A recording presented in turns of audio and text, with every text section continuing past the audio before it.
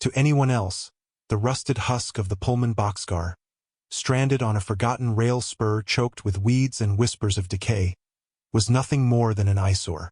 For Jack Callahan, a man hollowed out by a grief so vast it had its own gravity, it was the end of the line, a steel tomb where he and his ghosts could rust away together. But his German shepherd, Kaiser, a creature of profound and unnerving intuition, refused to let the ghosts win.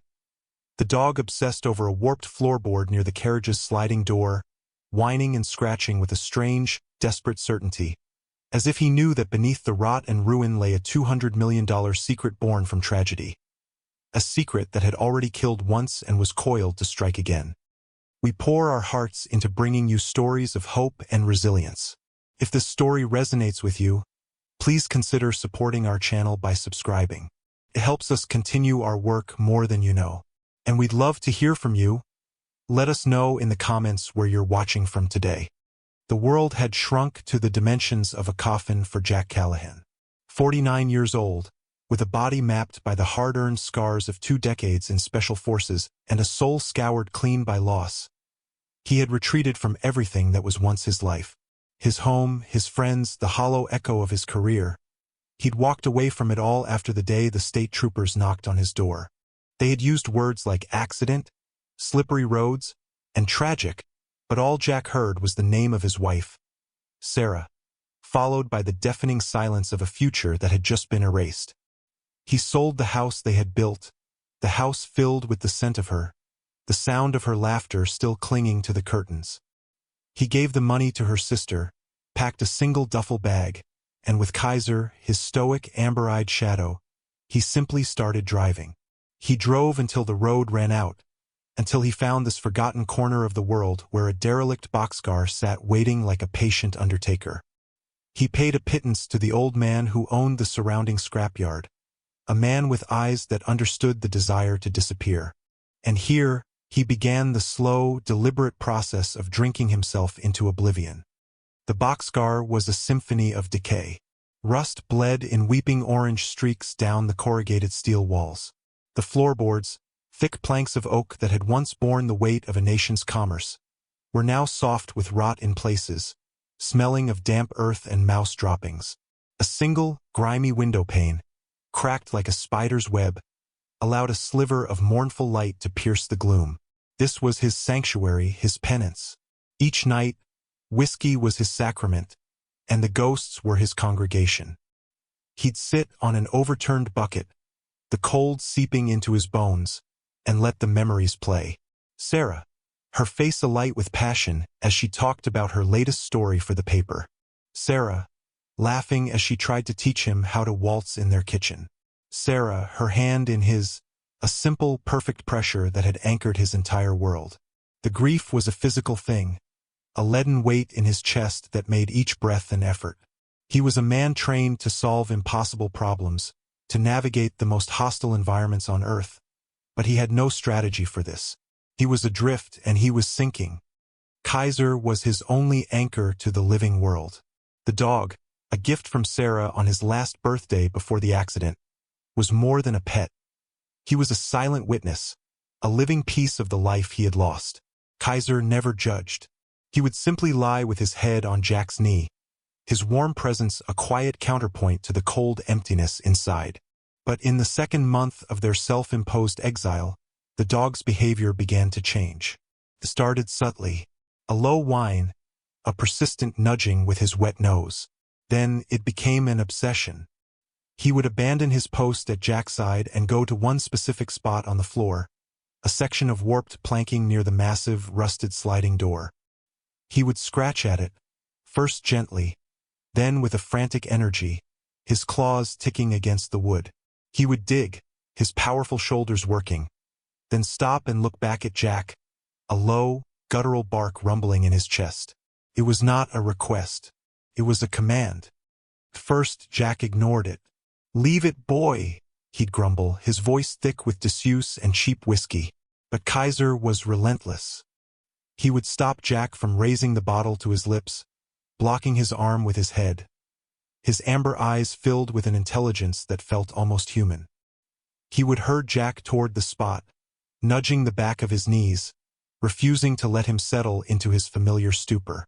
One evening, as a storm raged outside, rattling the steel walls of the boxcar like a giant shaking a cage, Jack reached his breaking point. Kaiser was barking incessantly, a sharp, demanding sound that cut through the fog in Jack's head. "Damn it, Kaiser! What is it?" he roared, slamming his fist on the crate he used as a table. The dog didn't flinch. He barked once more, then pawed furiously at the floorboard. Something in Jack, a flicker of the man he used to be, the man who listened to his gut, who paid attention to the details, finally sparked. He was tired. Tired of the ghosts, tired of the whiskey, tired of the suffocating weight of his own inertia. And he was tired of his dog, his last living connection to Sarah, looking at him with such desperate disappointment. "All right," he sighed, the word a plume of white in the cold air. "All right, let's see what has you so worked up." He grabbed a crowbar from his duffel bag, its familiar weight a ghost of a past purpose, and knelt by the spot that had become the center of Kaiser's world. The work was a kind of brutal therapy. Jack wedged the tip of the crowbar into the seam between two planks. He put his weight into it, his muscles, long softened by alcohol and apathy, screaming in protest. The wood was swollen and stubborn. It groaned, a sound like a dying man, but it held fast. Sweat beaded on his forehead, mingling with the grime. He repositioned the crowbar, finding a better purchase. He felt the fibers of the wood begin to give, the shriek of rusted nails pulling free from their decades-long slumber. With a final, explosive effort, the plank splintered and ripped upward, exposing the dark, damp space beneath. A wave of musty air, thick with the scent of dry rot and secrets, washed over him. Kaiser pushed his nose into the opening, whining with excitement. Jack peered into the darkness, his eyes slowly adjusting. There, nestled amongst the dirt and debris, was something that did not belong. It was a metal box, about the size of a shoebox, its surface coated in a thin layer of grime, but otherwise free of the pervasive rust that claimed everything else in the boxcar. It was made of dark, heavy steel, with reinforced corners and no visible hinges or lock. He reached in and lifted it. The box was heavier than it looked, solid and dense. He ran his hand over its surface, feeling the cold, smooth metal. There was a small, circular indentation on the top, with a series of concentric rings etched around it. It wasn't a keyhole. It was something else, something more complex. Beside the box, tucked into a recess in the crossbeam, was a small, leather-bound journal. Its cover was cracked and faded, the color of dried blood, but the leather was still supple. He picked it up, his calloused fingers tracing the faint, gold-leafed initials embossed on the cover. E.V. He sat back on his heels, the box on one side of him, the journal on the other. Kaiser sat patiently, his tail giving a single, satisfied thump against the floor. The storm outside seemed to subside, its fury replaced by a low, expectant rumble. For the first time in months, the ghosts in Jack's head were silent. They had been pushed aside by a new, tangible mystery. He had a problem to solve. And as he stared at the complex puzzle of the box, a forgotten part of his brain, the part that knew how to dismantle bombs and decipher codes, began to wake up. He spent the next 2 days in a state of focused sobriety he hadn't known since before Sarah's death. The whiskey bottle remained capped. He drank water from a canteen and ate the last of his canned rations, his mind completely consumed by the puzzle of the box. He cleaned it carefully, using a rag and a bit of oil from his toolkit. The metal beneath the grime was a dark, blued steel, like the barrel of a finely made rifle. The concentric rings on the lid were not just decorative. They were dials. Each ring could be rotated independently, and as he turned them, he felt the faint, satisfying click of internal tumblers. It was a high-end combination lock, but of a design he'd never seen before. It was mechanical, precise, and custom-made. Whoever E.V. was, he had been serious about protecting his secrets. Jack's first instinct, the soldier's instinct, was to use force. A drill, a cutting torch. But he dismissed the thought immediately. The craftsmanship of the box demanded respect. More than that, destroying it felt like a violation. This was a legacy, entrusted to him by the strange intuition of his dog. He would honor it. He would open it the way it was meant to be opened. He turned his attention to the journal. The pages were brittle. The ink faded to a pale sepia. The handwriting was a dense, elegant script, full of technical drawings and complex equations. It was the logbook of an inventor named Elias Vance, dated from 1958 to 1961. Jack read for hours, piecing together the story. Vance was a brilliant, self-taught engineer who had been working for a major automotive and aeronautics corporation.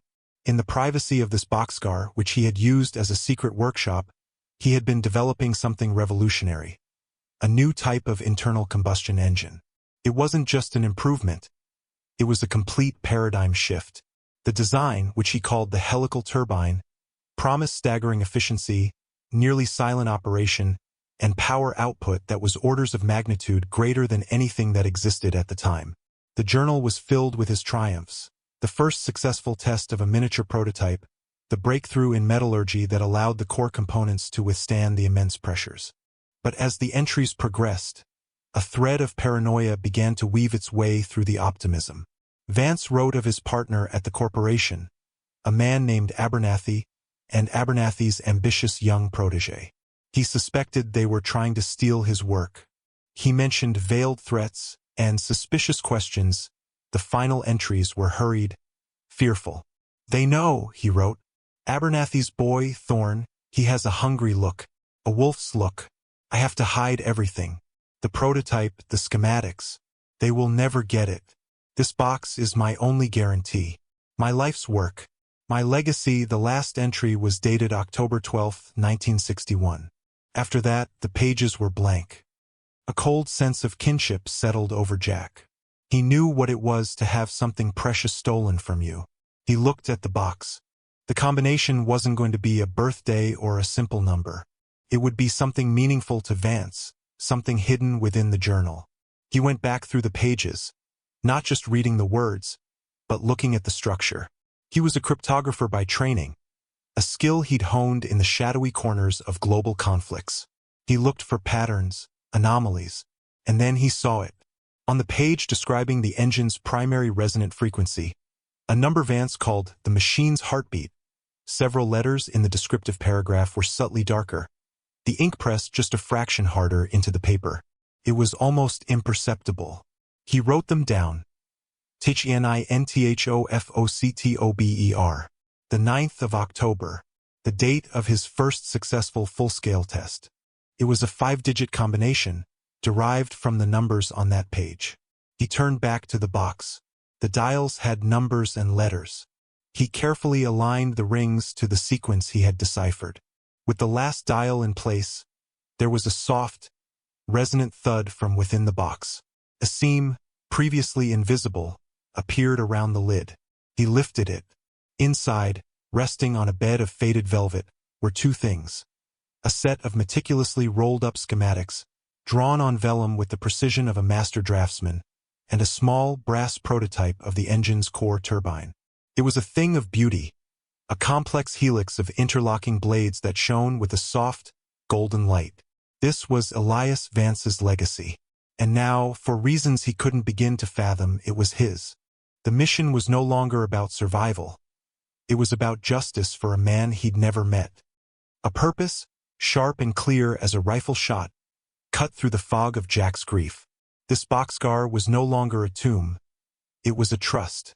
It was the final repository of a brilliant man's stolen dream, and he, Jack Callahan, was now its custodian. The first step was to transform the space from a derelict shell into a fortress, a workshop worthy of the legacy it held. The restoration became his new ritual, replacing the slow suicide of whiskey. He started with the basics, with the brute force of cleaning and clearing. He shoveled out decades of accumulated filth, his muscles burning with a clean, honest pain. He tore out the rotted floorboards, exposing the strong steel undercarriage. Kaiser would patrol the perimeter, a silent, watchful sentinel, as if he understood the gravity of their new mission. The work was methodical, grounding. The scrape of a wire brush against steel, the rhythmic sweep of a broom, the smell of Murphy oil soap on old wood. These were the sounds and scents of his slow return to life. He was not just cleaning a boxcar. He was clearing the debris from his own soul. The project quickly outgrew the meager contents of his duffel bag. He needed lumber, tools, wiring, paint. He needed to re-engage with the world he had so desperately tried to escape. His beat-up truck, which had sat idle for weeks, coughed to life, and he drove the 5 miles into the nearby town of Havenwood. It was a place that seemed preserved in amber, with a single main street lined with brick storefronts and a town square with a requisite statue of a forgotten general. His destination was Merrill's Hardware and Mercantile, a sprawling, labyrinthine store that smelled of sawdust, fertilizer, and old-fashioned service. Behind the counter stood a woman who looked as much a fixture as the worn wooden floorboards. Merrill was in her late 60s, with a cloud of white hair, hands stained with grease and garden soil, and eyes that saw more than most. She watched him as he moved through the aisles, his movements still stiff and guarded, his gaze fixed on his list. "Find in everything you need?" she asked, her voice raspy but kind. "I think so," Jack said, his own voice sounding alien to him. He hadn't spoken to another human being in months. He slid a box of decking screws, a can of rust-inhibiting primer, and a new handsaw onto the counter. Merrill rang them up, her fingers moving with practiced efficiency. "You're the fella who took up residence in the old Pullman car out on the spur," she stated, not asked. News traveled fast in a town like Havenwood. Jack stiffened, expecting judgment. "Just for a while." She simply nodded, her gaze softening. "That car's been sitting there since before I was born. My granddaddy used to say a fella lived in it once. An inventor, kept to himself. Left in a hurry one day and never came back." She looked at him, a flicker of understanding in her eyes. "It's a good, solid car. Good bones. Just needs some care." She pushed a small bag of coffee grounds across the counter. "On the house. You look like a man who could use a decent cup of coffee." The simple act of kindness almost buckled his knees. He mumbled his thanks, paid for his items, and retreated to the safety of his truck, his heart hammering in his chest. The interaction, so small and mundane, felt monumental. He returned to the boxcar, the bag of coffee a warm weight on the passenger seat. That afternoon, as he laid the first new plank of the floor, the aroma of freshly brewed coffee filled the space, mingling with the smell of cut pine. Smelled like a home. Over the next few weeks, his trips to Merrill's became a regular occurrence. He bought lumber to frame out walls, insulation to fight back the winter cold, and spools of copper wire to bring light to the darkness. Merrill never pried, but she always had a kind word or a piece of local history to share. She told him about the railroad, about the families who had founded the town, about the changing seasons. She was a bridge back to the world, a gentle, unassuming guide. Jack found himself talking more, his sentences growing longer. He told her about the floors, the walls, the window he was framing. He never spoke of Sarah, or the army, or the ghosts. He only spoke of the work. But Merrill, in her quiet wisdom, understood that they were one and the same. The boxcar transformed under his hands. He worked with the meticulous precision of his old trade. Every cut was exact, every joint seamless. He sanded the remaining original wood of the interior walls, bringing out the rich, deep grain of the 100-year-old oak. He sealed it with tung oil until it glowed with a warm, honeyed light.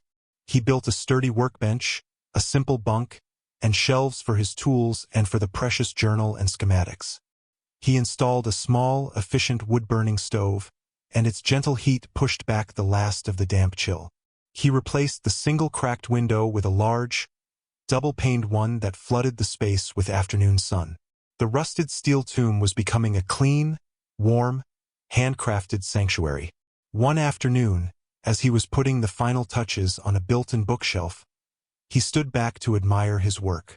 The light streamed in, illuminating the gleaming wood, the organized tools, the neatly stacked books he'd bought in town. Kaiser was asleep in a patch of sun, his chest rising and falling in a steady rhythm. In that moment, a feeling Jack thought was lost to him forever surfaced. A quiet, profound sense of peace. He had built something. With his own 2 hands, he had created order from chaos, light from darkness. He was still a broken man, but he was a broken man in a beautiful house. He had a purpose, and he was ready for whatever came next.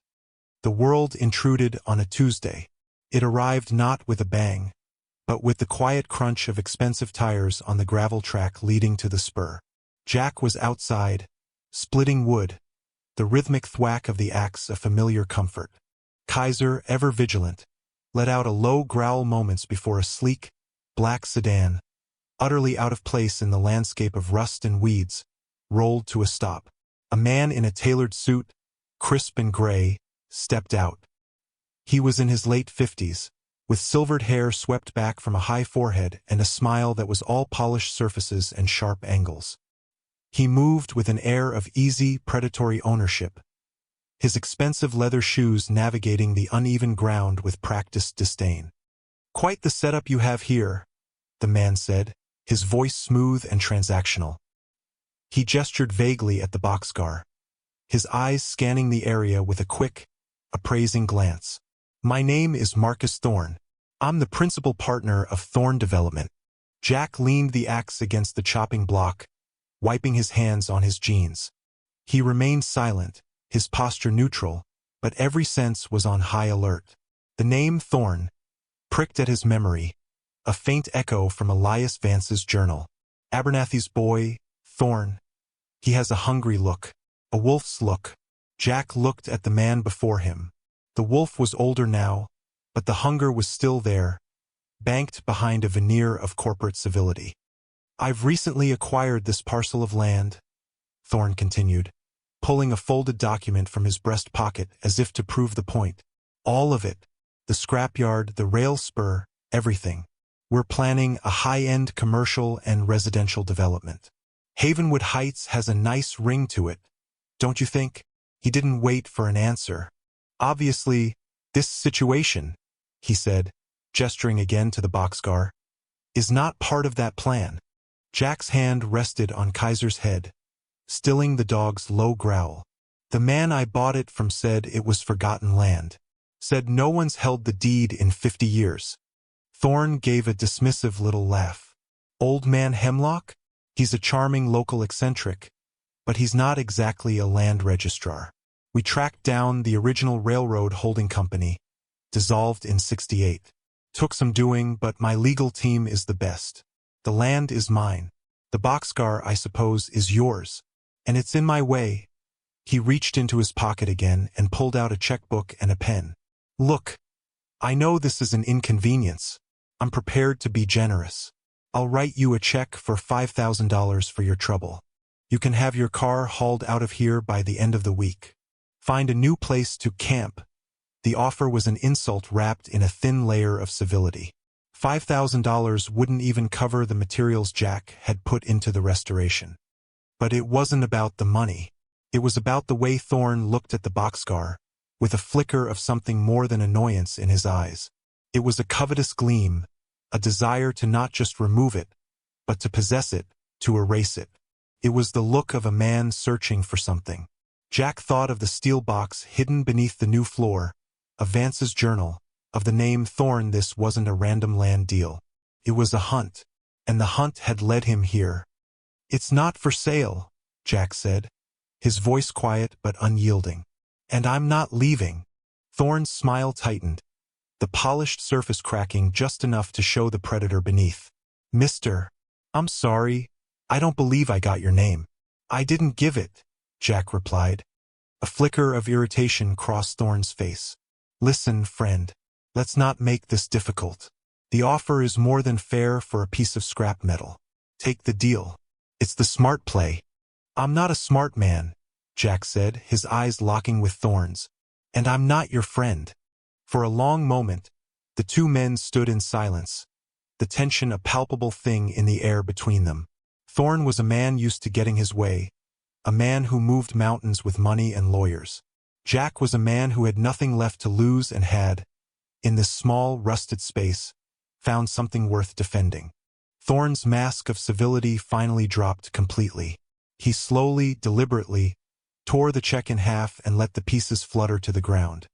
"You're making a mistake," Thorn said, his voice now cold and hard as granite. "A very costly mistake." He turned and got back into his car without another word. The black sedan kicked up a cloud of dust as it sped away, leaving Jack and Kaiser standing in a sudden, profound silence. The wolf had found the scent, and Jack knew, with the chilling certainty of a soldier sensing an ambush, that he would be back. The encounter with Thorn left a toxic residue in the air, a sense of impending violence that clung to the peaceful space Jack had built. The quiet satisfaction of the work was replaced by a grim urgency. He wasn't just restoring a home anymore, he was fortifying a position. He worked late into the nights, the single light in his boxcar a defiant star against the encroaching darkness. A week after the first visit, the escalation began. It was subtle at first. A new stack of lumber he'd just bought from Merrill was overturned, the boards scattered in the mud. Annoying, but plausibly deniable as simple vandalism. Then, a few days later, he came back from a supply run to find the tires on his truck slashed, the rubber gaping open in 4 malicious grins. This was no random act. This was a message. He patched the tires himself, his knuckles raw, his jaw set in a hard line. He was being tested, prodded. They were measuring his response, his resolve. The soldier in him recognized the tactics. Isolate the target, disrupt their logistics, apply psychological pressure. The final, chilling message came a few nights later.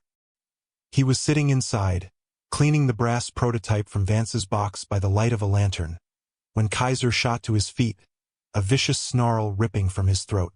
The dog stood rigid, his hackles raised, staring at the door.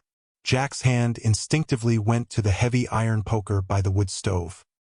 He moved silently to the window, peering out into the moonless night. He saw nothing but shadows and the skeletal forms of scrap metal. Then he heard it. A car engine, idling softly, just out of sight down the track. It stayed for a few minutes, a silent, menacing presence, and then drove away. The next morning he found it. Tucked under his windshield wiper was a pristine white business card. Thorn Development, it read, with Marcus Thorn's name and number. And on the back, scrawled in an elegant, sharp script, were 3 words: "Accidents can happen." The phrase hit Jack like a physical blow, knocking the air from his lungs. It was a direct echo of the past, a spectral whisper from the worst day of his life. "Un tragique accident." The words of the state trooper, delivered with practiced, professional sympathy. Sarah's car, losing control on a winding country road. No witnesses. No other vehicles involved. Just a slippery patch of road and a terrible, tragic accident. He had accepted it. He had been so consumed by the shock and the grief that he'd never questioned it. But now, seeing those same words used as a threat, a cold, terrifying suspicion began to crystallize in his mind. Could it be possible? Was there a connection? It seemed insane, a paranoid fantasy born of grief and isolation.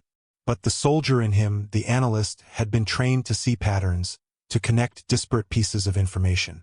Thorn's obsessive interest in this specific, forgotten boxcar. Vance's journal, mentioning a ruthless young man named Thorn. And now this threat, using the exact same language as the official report on his wife's death. Couldn't be a coincidence. The world, which had been slowly coming back into focus, suddenly tilted on its axis. His hands shaking, he went back inside the boxcar. He needed proof. He needed to connect the dots. He unrolled the vellum schematics and took out Vance's journal again, spreading them across his workbench. He wasn't just looking for clues about an engine anymore. He was hunting for the man who had destroyed his life. He read through the journal again, this time with a new, terrifying filter. He focused on every mention of the young Thorn. Vance described him as brilliant but without a conscience, a man who saw the world as a collection of assets to be acquired. There was one passage Jack had previously skimmed over. Vance wrote about a confrontation where he accused Thorne of stealing his research notes. He didn't even deny it, Vance wrote. He just smiled that cold smile of his and said, "The future belongs to those who take it." He was standing by his new car, a silver sports coupe, so proud of it. A symbol of everything he was taking from me. Jack's blood ran cold. A silver sports coupe. He remembered the police report, the inventory of the crash site. Sarah had been driving their sensible sedan. But the initial witness who called 911, a truck driver who saw the wreckage from the highway above, had mentioned seeing a second car, a silver sports car, speeding away from the area just after the crash. The police had dismissed it, unable to find the vehicle or any evidence of its involvement. It was just a detail, a loose thread. Until now. He knew he was close. The final piece of the puzzle had to be here, somewhere in Vance's legacy. He turned to the schematics, those beautiful, complex drawings. He had studied them for their engineering genius, but now he looked at them as a cryptographer. He scanned the dense annotations, the notes in the margins. It was in a corner of the final drawing, the one detailing the assembly of the helical turbine. Tucked away under a block of technical specifications was a small, hand-drawn symbol. A star inside a circle. It was a marker he recognized from his own past, a discreet way of flagging a hidden message. Next to it was a sequence of numbers. It wasn't a frequency or a measurement. It was a page-and-word cipher key. He turned to the corresponding page in the journal and began the painstaking process of decryption, his heart pounding a frantic rhythm against his ribs. The message emerged, letter by letter, a ghost speaking from half a century ago. Thorne stole everything, patented my work under his own name after ruining me, built his empire on my genius. He is a monster who will stop at nothing. If you are reading this, he has likely found you.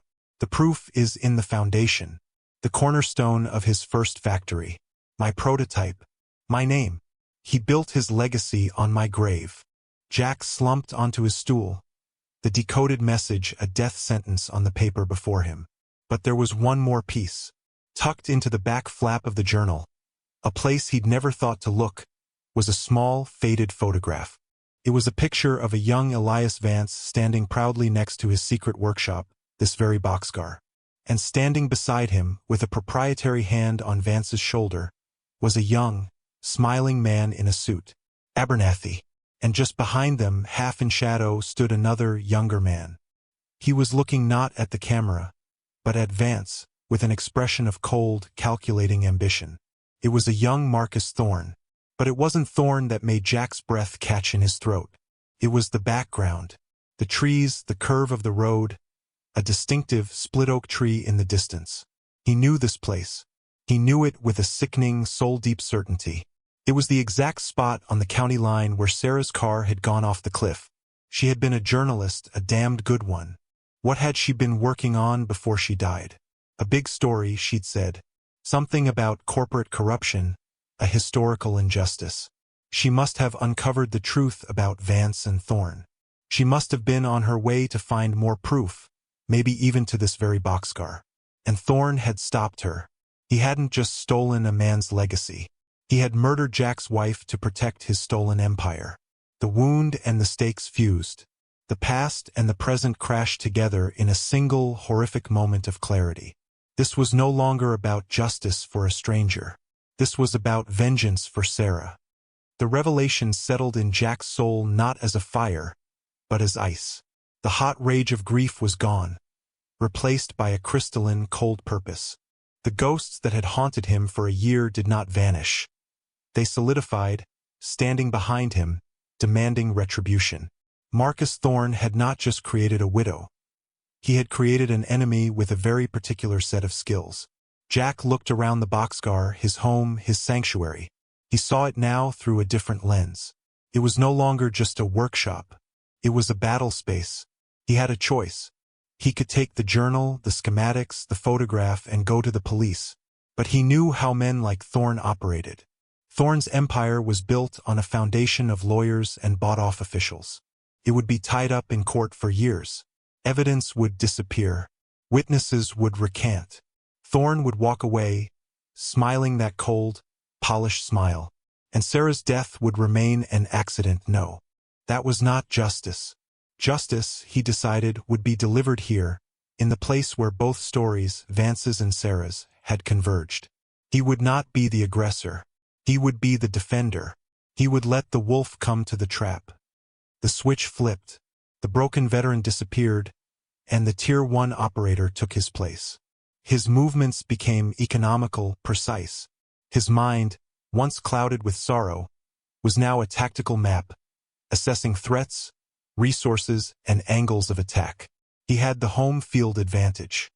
He knew every inch of this scrapyard, every pile of rusted metal, every soft patch of ground. And he had his training. For the next 48 hours, he worked without sleep, fueled by black coffee and a righteous fury.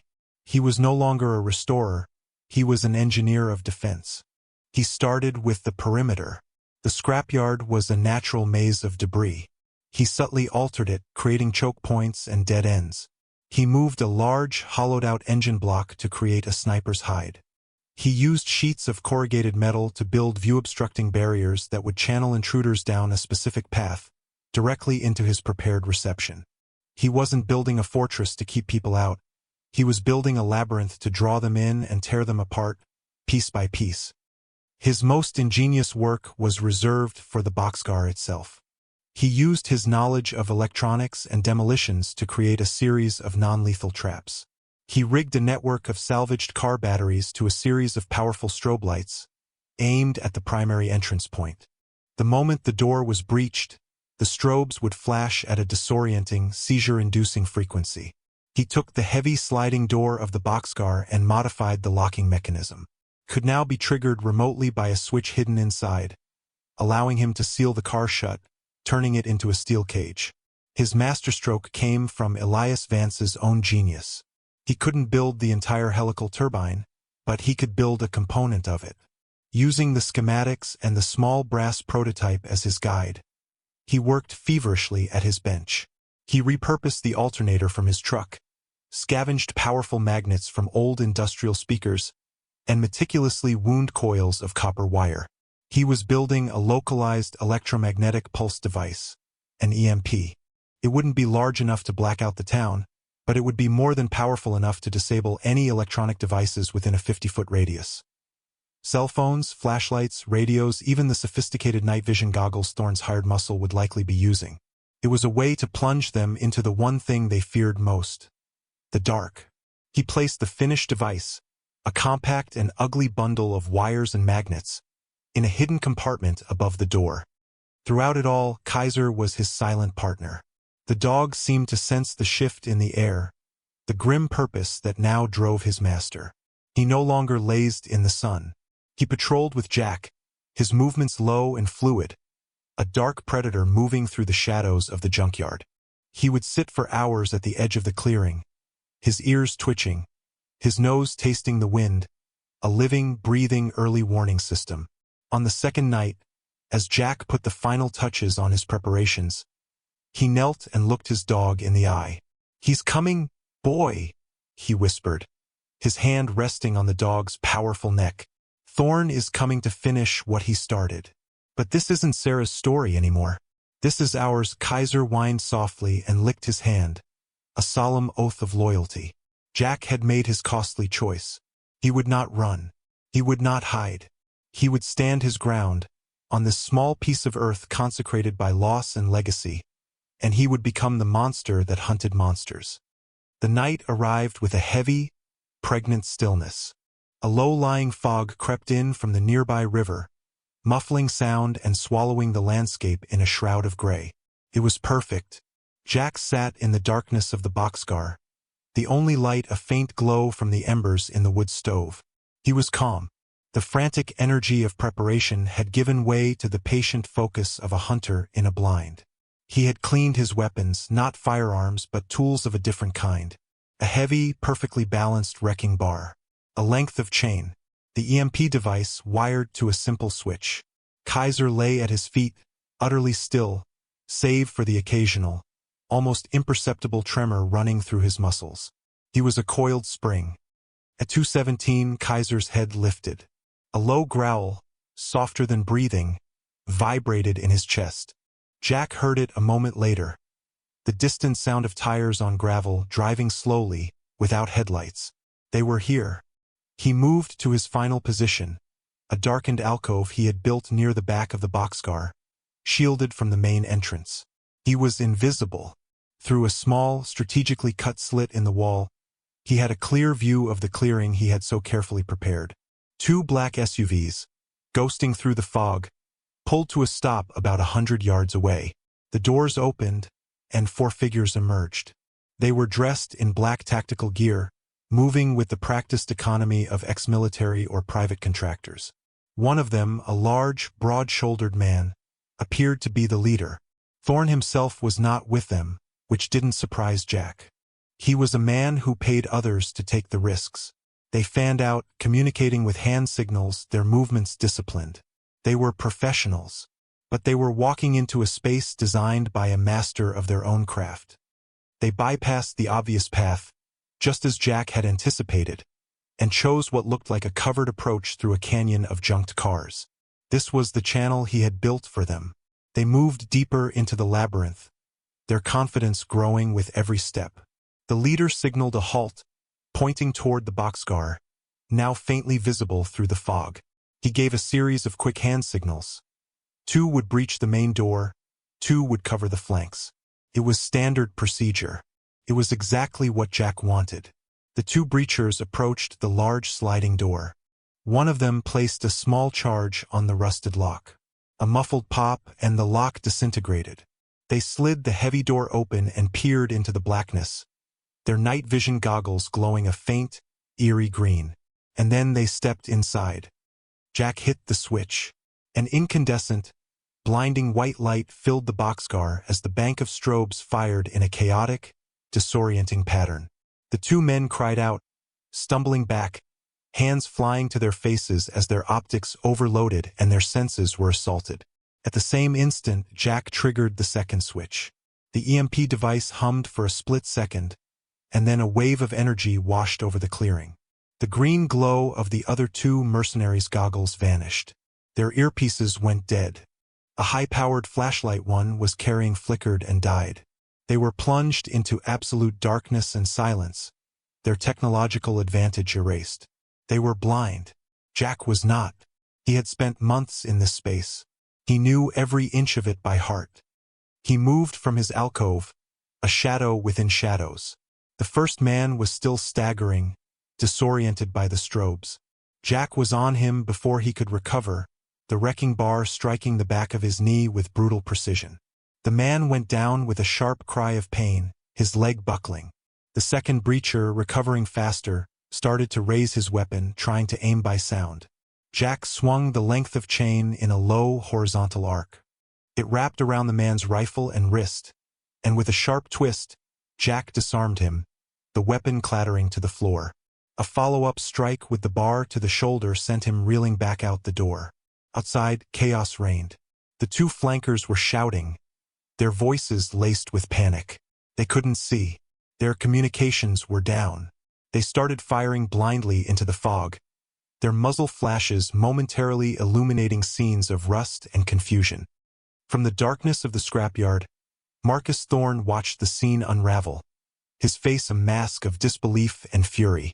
He had been monitoring from the lead SUV, expecting a quick, clean operation.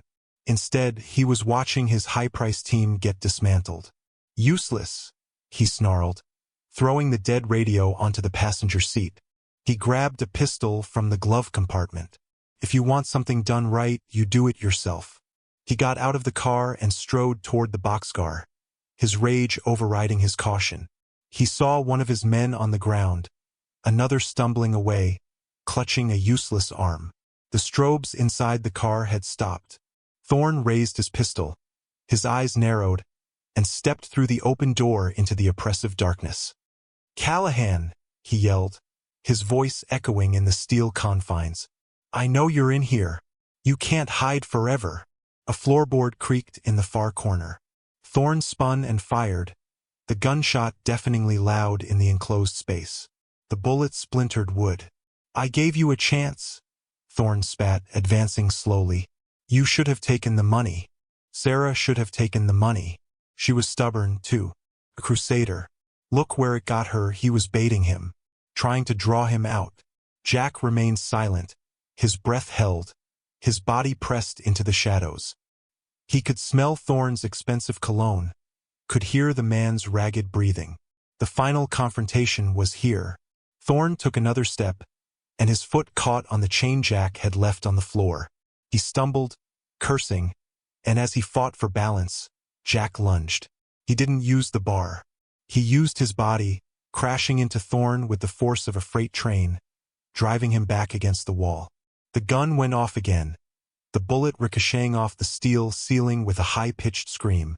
Jack slammed Thorne's wrist against the wall until the gun dropped from his numb fingers. For a moment, they were locked in a brutal, desperate struggle. Thorne was strong, fueled by rage and fear, but Jack was a more efficient machine.